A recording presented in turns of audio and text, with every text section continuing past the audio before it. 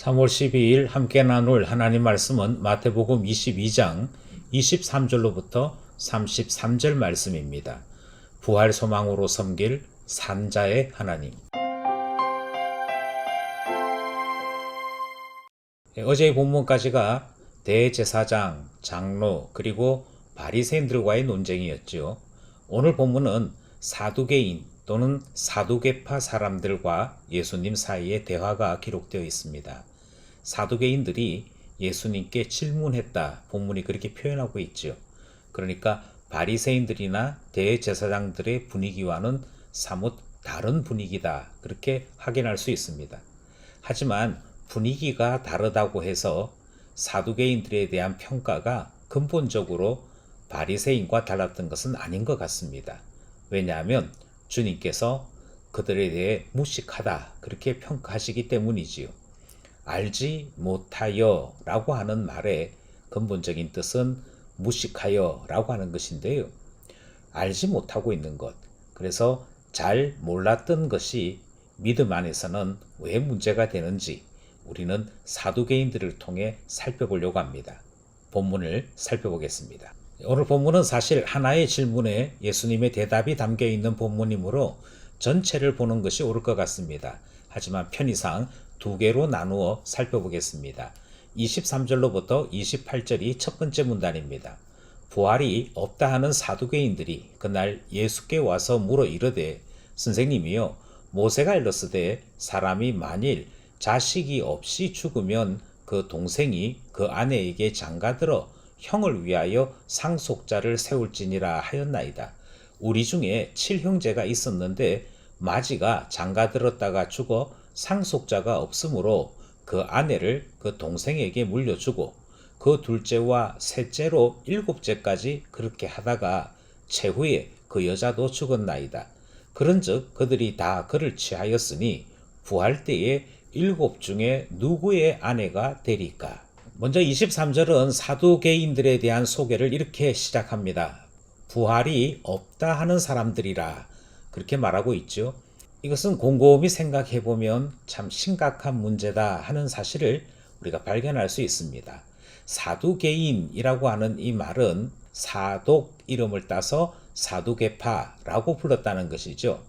이들의 조상이 사독이라고 한다면 그들은 제사장의 후손들로서 누구보다도 가까이에서 하나님의 말씀을 전달했고 주님의 영광을 드러내는 제사의 직분을 감당했던 사람들, 그래서 중세시대 표현대로 하자면 성직자에 속한 사람들이 사두개파 사람들이었습니다. 그런데 이 사두개파 사람들이 시간이 지나면서 부활이 없는 집단으로 성격이 바뀌었다는 것이죠. 이렇게 부활이 없는 집단으로 성격이 바뀌게 된 결정적인 계기는 성전 파괴에서부터 시작되었습니다. 성전이 없다 보니 성전에서 일하는 제사장들이 할 일이 없어졌던 것이고요. 일할 것이 없는 이 사람들이 그나마 자기 자신들의 가치, 자기 집단의 존엄성을 지키기 위해 그들은 정치권과 결탁하게 되고 부활이 없는 그리스의 철학과 부활이 없는 그 당시의 정치적 영향을 받게 됩니다. 그러면서 살아계시고 영적인 하나님을 섬겨야 할 이들이 부활이 없다 하는 새로운 철학을 주장하는 집단으로 변질되었던 것이지요. 그래서 23절은 사두개파 사람들을 소개하면서 부활이 없다는 이들이다. 그런데 그 부활이 없다는 이들이 예수님께 와서는 물어보기를 7형제 이야기를 빗대어 과연 부활이 있겠느냐? 과연 죽고 난 다음에 영적인 세계가 있겠느냐라고 하는 질문을 던졌던 것입니다. 이들이 질문을 한 것을 이해하기 위해서는 이 당시에 있었던 계대 결혼에 대한 문화를 이해할 필요가 있습니다. 형사치수제라고 하는 제도가 있었습니다. 형이 죽으면 그 형수와 결혼을 하여서 그 자녀를 이어나가는 이 제도에 대한 질문이었던 것이지요. 모두가 다 죽었다면 부활 때에는 이 여자는 누구의 아내가 되는 것이냐 하는 질문을 통해 어떻게 부활이 있을 수 있겠느냐, 정말 부활이 있다면 우리가 얼마나 혼란스럽겠느냐 이 질문을 통해 그들이 가지고 있는 신앙과 그들이 알고 있던 지식 사이의 혼란을 예수님께 질문했던 것입니다. 근본은 이들이 신앙을 팔아버리고 지식을 취하면서 세상 것으로 주님의 말씀을 치웠더라 하는 여기에 심각함이 있는 것이지요. 사두개인들이 예수님께 질문하는 것, 이것이 첫 번째 문단 내용입니다. 두 번째 문단은 29절로부터 33절입니다. 예수께서 대답하여 이르시되 너희가 성경도 하나님의 능력도 알지 못하는 고로 오해하였도다.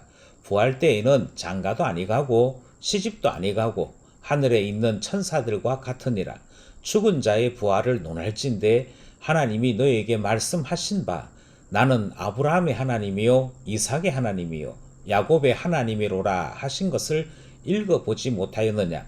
하나님은 죽은 자의 하나님이 아니요 살아있는 자의 하나님이시니라 하시니 무리가 듣고 그의 가르치심에 놀라더라. 이 질문을 받아던 예수님께서 대답하시지요. 그 대답을 하시면서 먼저 이들에 대한 평가부터 하십니다. 이들은 성경도 하나님도 하나님의 능력도 알지 못한다. 다르게 얘기하면 무식했다. 이렇게 말씀을 하셨고요. 그들이 알지 못하였기 때문에 결과적으로는 헛된 것을 믿었다. 우리 성경 표현대로 하자면 오해한 삶을 살았더라 하는 것이지요. 따라서 바른 지식을 아는 것과 바른 믿음을 가지는 것은 아주 밀접한 관련이 있습니다. 바른 지식 없이는 바른 믿음이 생겨날 수 없다 하는 사실을 우리는 오늘 본문을 통해 확인하게 되는 것이지요. 예수님께서 계속 설명하십니다. 부활 때에는 장가도 아니가고 시집도 아니가고 하늘에 있는 천사들과 같게 된다. 이렇게 말씀하시지요. 여기에서 사람이 죽었다가 다시 살아나는 것하고 부활하고 근본적으로 어떻게 달라지는지를 우리는 확인할 수 있습니다.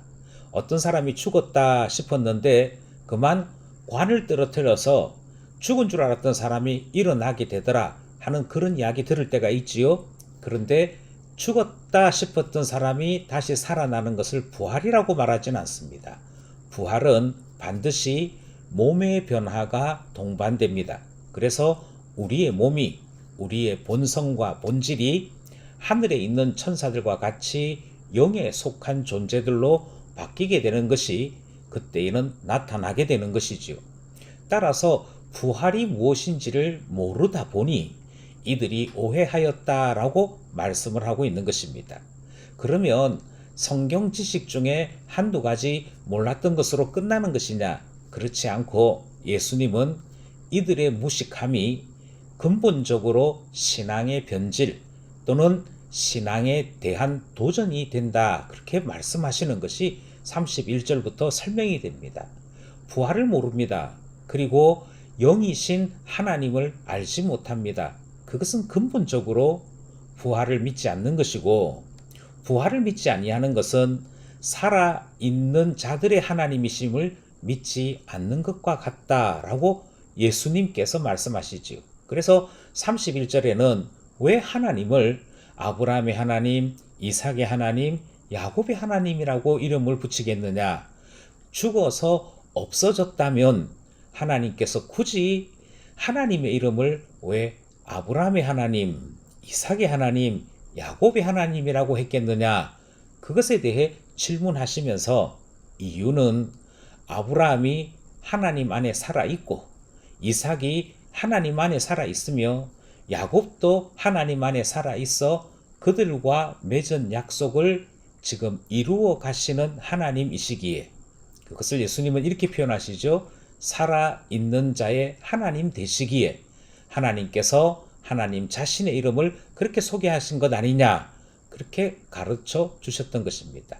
그러자 무리가 듣고 우리가 알고 있던 것이 엉터리였구나, 주님께 제대로 배워야 되는 것이구나, 이런 사실들을 깨닫게 되었던 것 아닐까 싶습니다. 그래서 그들이 듣고 그의 가르침에 놀랬다. 사두 계파 전체가 알고 믿었던 것들, 그 뿌리채 흔들리는 일이 바로 오늘 본문에 소개되고 있는 것이죠.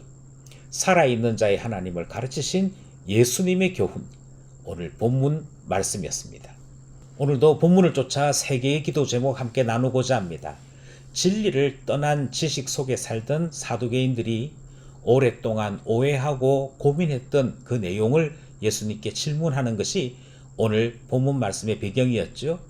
예수님께서는 그들에게 알지 못하여 오해한 것이라 말씀하셨고, 그들의 무식으로 인해 바른 믿음이 생기지 못했음을 알려주셨습니다. 우리 또한 무식하여 바르게 알지 못하여 바르게 믿지 못하는 일이 생겨나지 않도록 우리에게 말씀을 가르쳐 주소서 기도하게 되는 것이고요. 말씀을 배울 때 깨닫게 해주소서 기도하게 됩니다. 두 번째 기도 제목은 이 세상과 주님의 나라가 근본적으로 다른 것을 말씀해 주셨습니다. 부활이 전혀 다른 것임을 알려주신 것이지요. 이것을 바르게 알려주신 분은 오직 예수님이시며 주님만이 우리에게 참된 지식을 알려주실 수 있는 분입니다. 주의 말씀을 따라 보이지 않는 주의 나라와 주의 진리를 확신하며 참된 믿음 가질 수 있도록 우리에게 이 마음, 이 믿음 주소서 기도하게 되는 것이지요. 마지막으로 우리 하나님은 살아있는 자들의 하나님이십니다. 우리에게도 부활 소망을 베풀어 주시고 하나님 안에 살아가는, 살아있으며 살아있을 우리로 이끌어 달라 기도하게 되는 것이죠. 오늘도 말씀과 기도로 살아가는 우리 모두가 되기를 소원합니다.